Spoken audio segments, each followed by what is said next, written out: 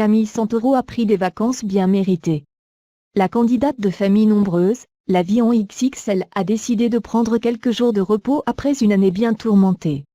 En effet, le 21 novembre dernier, elle s'emparait de son compte Instagram pour annoncer que son mari Nicolas avait été hospitalisé d'urgence après une grave blessure alors qu'il participait à un match de foot.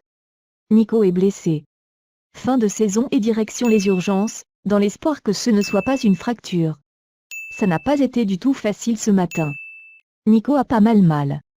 Vous savez ce que c'est un homme qui a mal. Mais évidemment, cette blessure a tout remis en question pour cette énorme tribu de 6 enfants. Je n'avais pas imaginé ma semaine avec un mari qui ne peut pas marcher. Donc j'ai réorganisé un peu tout ça. Je suis allée faire des courses, surtout qu'à partir de mercredi soir, jusqu'à dimanche soir, je serai indisponible, car il y a le salon du créateur, et je dois aller à Lille, avait déclaré la mère de famille, désespérée.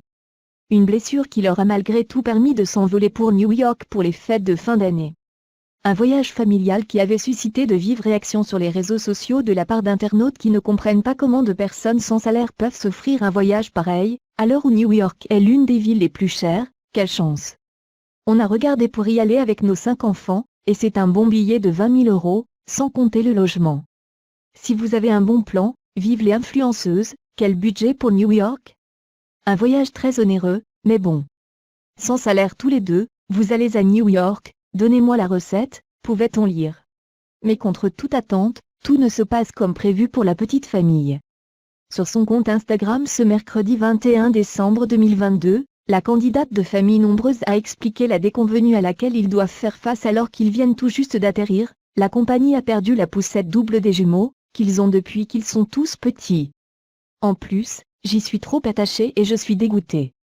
D'après moi, il y a eu un couac entre l'avion de Londres et celui de New York. Enfin, je ne sais pas, mais quoi qu'il arrive, la poussette a disparu, j'ai le cœur gros parce que c'est leur poussette de bébé. La poussette va-t-elle être retrouvée? Affaire à suivre.